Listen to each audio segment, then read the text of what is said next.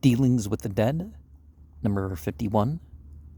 Thy Clarence, he is dead, that stabbed my Edward, and the beholders of this tragic play untimely smothered in their dusky graves. There were no humane and gentle spirits in those days of old to speak soft words of comfort in the ears of murderers and midnight assassins. Poor fellows, after they had let out the last drop of blood in the hearts of their innocent victims, and reduced wives to widowhood and children to orphanage, after the parricide had plunged the dagger in his father's heart, after the husband had murdered her, whom he had sworn under the eye of God to love and to cherish, after the wife, with the assistance of her paramour, had stealthily administered the poisonous draught to her confiding husband, they were respectively indicted, arraigned, publicly and deliberately tried, abundantly defended, and when duly convicted, at last they were hanged, forsooth, by their necks, till they were dead. Merciful God, where were the Marys and the Marthas? Was there no political lawyer in those days whom the desire of personal aggrandizement could induce to befriend the poor afflicted cutthroat, by which parade of philanthropy might ride into notice as the patriot of the anti-capital punishment party? Was there no tender-hearted doctor whose leisure hours, neither few nor far between, might have been devoted to the blessed work of relieving the murderer from the gallows, and himself from the excruciating misery of nothing to do? Truly, we live in a tragicomical world. During the last trial of John Brown the other day for the murder of Miss Coventry at Tolland, in regard to which the jury could not agree, a requisition arrived from the governor of New York for the prisoner to answer for the murder of Mrs. Hammond. Dr. V.P. Coolidge, who murdered Matthews at Waterville, committed suicide in prison a few days since. A precocious boy, 8 years old, has this month chopped off the head of his sleeping father with an axe in the town of Lisle, New York. Matthew Wood is to be hung in New York June 22nd for the murder of his wife. Alexander Jones is to be hung in the same state on the same day for arson. Good is to be hung here in a few days on the 27th day of the last month. A man named Newkirk near Louisville, Kentucky, shot and killed his mother near 100 years of age on the 3rd day of the present month. Mr. Cotterell near Philadelphia murdered his lady by choking and pitching her downstairs. J.M. Riley is to be hung June 5th for the murder of W. Willis in Independence, Tennessee. Vinter is under sentence of death for murdering Mrs. Cooper in Baltimore. Elder Enos G. Dudley is to be hung in New Hampshire May 23rd for the murder of his wife. The wife of John Friedley of Philadelphia is now in jail for helping her husband to murder his wife.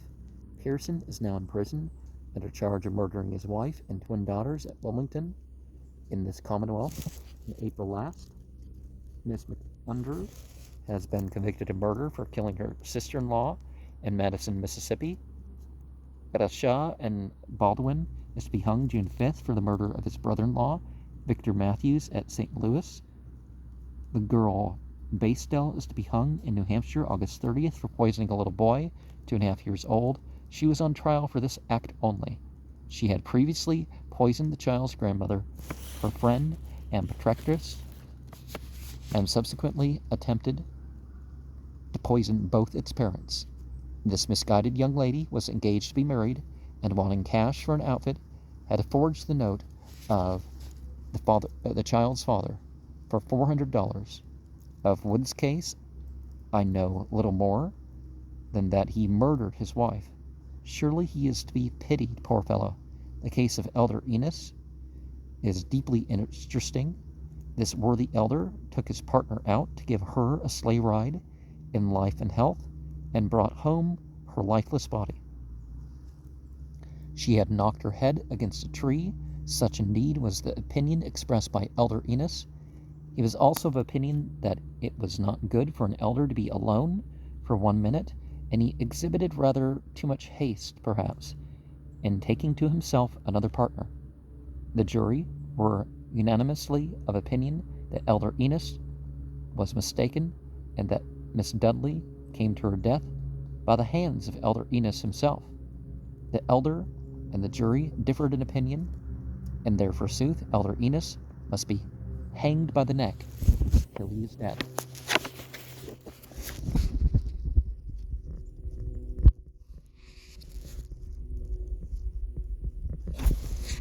Well, reasonable doubt is important to include, right? How much better to change this punishment for perpetual imprisonment, and that after a few years of good behavior, upon a petition subscribed by hundreds who care not the value of the sixpence, whether Elder Enos is in the state prison or out of it, for pardon, then the church will again be blessed with the service as a ruling elder, and the present Miss Dudley may herself be favored with a sleigh ride at some future day. The case of the misguided Miss Blaisdell is truly affecting. It is quite inconceivable how the people of New Hampshire can have the heart to hang such an interesting creature by the neck till she is dead. I am of opinion that the remarks with which Judge Eastman prefaced his sentence must have hurt Miss Blaisdell's feelings. It seems that she only made use of the little innocent as aeronauts employ a pet balloon to try the wind. She wished to ascertain if her poison was first proof before she tried it upon the parents. Although it had worked to perfection upon the old lady, Miss Blaisdell, who appears to have acted with consummate prudence, was not quite satisfied of its efficacy upon more vigorous constitutions. It is quite surprising that Judge Eastman should have talked so unkindly to Miss Blaisdell in open court. An experiment is to be made. The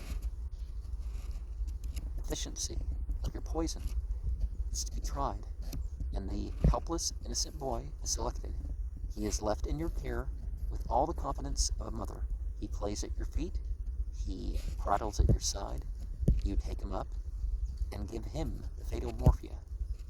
And when you see him sicken and dizzy, and stretching out his little arms to his mother and trying to walk, your heart relents not. May God soften him.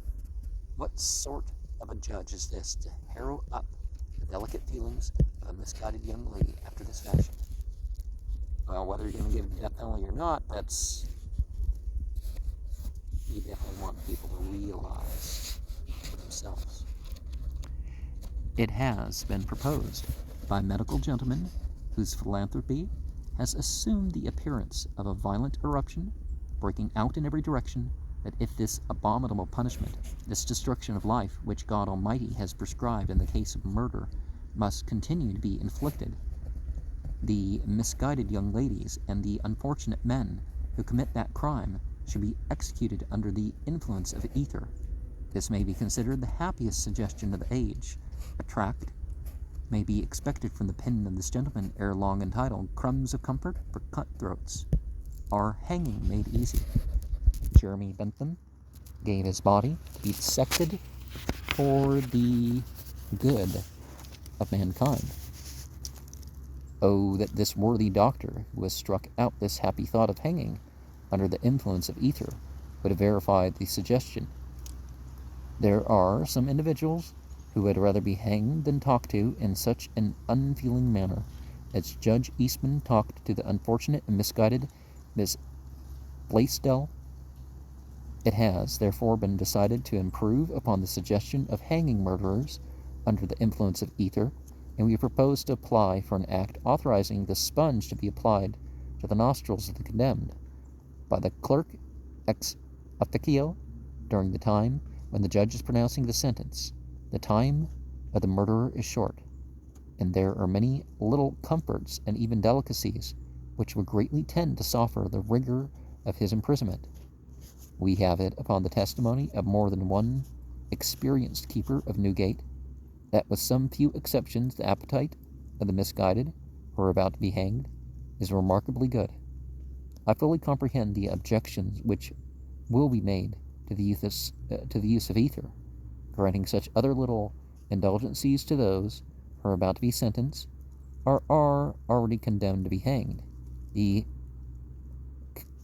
Ciceronian argument, ad metas ad omnes perveniat, will be neutralized.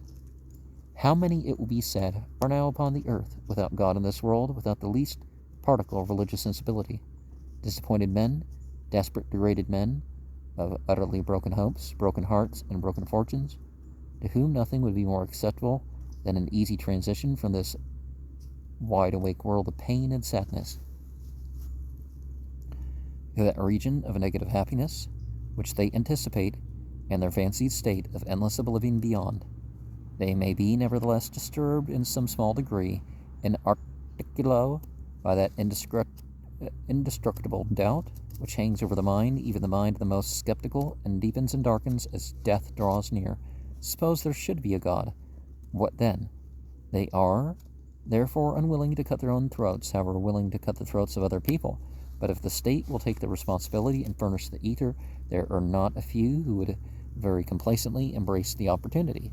That fear, which is desirable to keep before the eyes of all men, say our opponents, is surely not the fear of the easiest of all imaginable deaths, the fear of meeting, not the king of terrors, but the very thing which all men pray for, a placid exit from a world of care, a welcome spirit, an ethereal deliverer.